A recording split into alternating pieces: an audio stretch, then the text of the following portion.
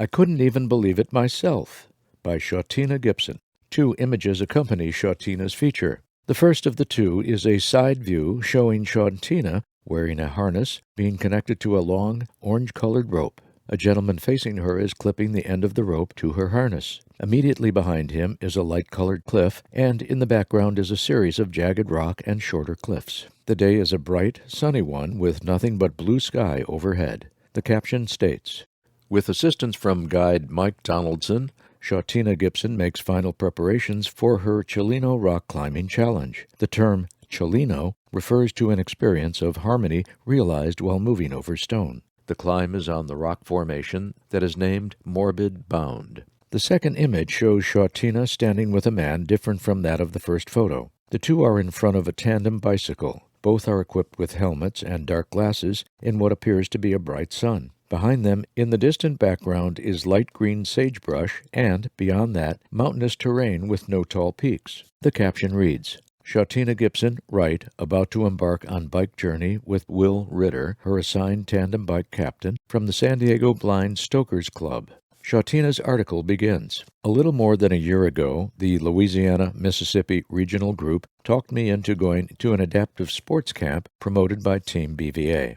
I had never been rock climbing or kayaking before, and hadn't ridden a bike in years, but, after some thought, I was willing to give it all a try. Very quickly I fell in love with the challenge to mind and body, attending a variety of camps and local challenges ranging from snow skiing to running the Houston Half Marathon. What I thought was the climax came March 1 through 5 at Beast Adventure Week in San Diego, only to be matched a month later at the Challenged Athletes Foundation's Ironman Triathlon. With a little editing, these accounts come out of my personal journal. Beast Adventure Week. One of my most fulfilling experiences since delving into adaptive sports, Beast Adventure Week featured a 5-day adventure courtesy of the Blind Stokers Club of San Diego. It was filled with camping, rock climbing, tandem biking, and hiking in and around Joshua Tree National Park and Anza Borrego State Park.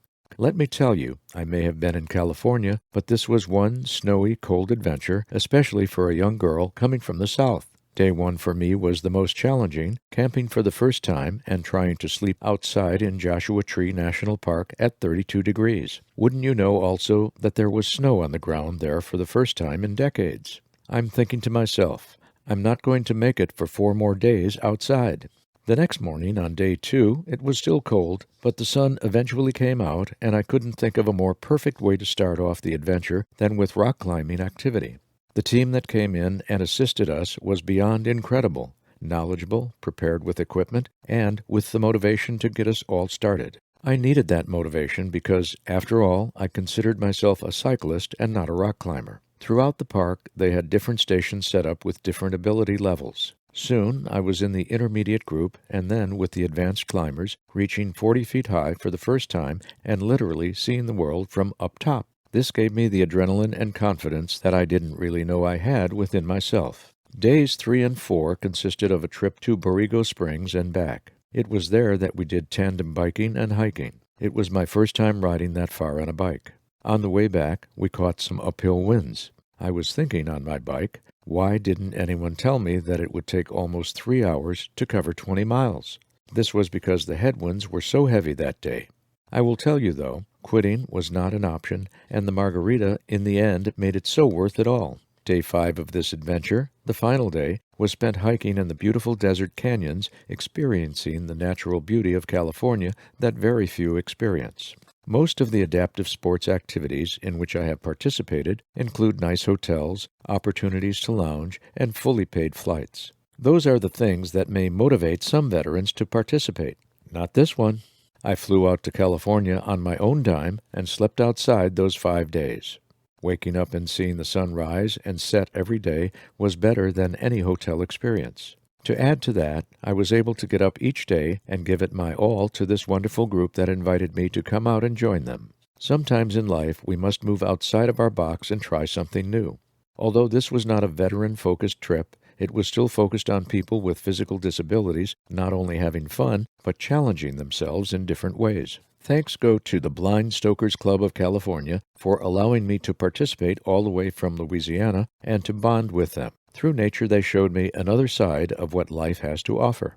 I've been asked, would you do this again? Most definitely yes. No doubt about it. Ironman Triathlon. Here I was on April 1 in Oceanside, California, all set for a 70.3, also known as half Ironman. The big day had arrived. I was assigned to the Operation Rebound team of the Challenged Athletes Foundation, CAF. The number 70.3 refers to the total distance in miles covered in the race, which consists of a 1.2-mile swim, a 56-mile bike ride, and a 13.1-mile run. Each of the three segments is half of what it is in a full Ironman triathlon. This was still all new to me. I had been a grant recipient for less than a year and had participated only in a tri-challenge 6 months earlier in San Diego to get a taste of a triathlon. I had been overwhelmed with the love and support CAF shows to veterans and first responders. So, when CAF asked me to participate in the 70.3 as a fundraising event to receive more money for grants, I could not help but say yes. In addition to that, as a blinded veteran who understands the struggles of life and who always wants to do more but is often limited, I really wanted to do it. Although I started training 10 weeks prior to the big day, I was so nervous when that day finally arrived. When they surprisingly announced that there were professional athletes participating, I thought, OMG, what am I doing out here? I'm no professional athlete. Despite all my fears, I was still able to compete and complete my role on a relay team.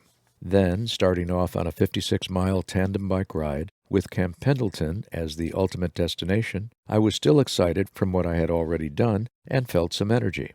However, not even 25 minutes into my ride, my pilot bike got a flat tire. At that point, I was determined not to be discouraged and to push on. In some cases, the hills were so steep that we had to stand as we pedaled, but we reached the finish line. The next big challenge was the run, and let me tell you that I've never considered myself a runner. Starting out, I didn't think there was any way I could possibly finish it, and by mile 9, my breath was very shallow. Somehow, I mustered up enough energy to cross that finish line at 7:39 p.m. And the only way I could have done it is by remembering all the struggles I have faced and been through, and then thinking of all the veterans I know who desire these same opportunities. The fact that I was able to do all this, well, I couldn't even believe it myself, and the tears that flowed from my eyes weren't just for me, but for all my fellow veterans who are out fighting for each other and who want to do still much more with their lives.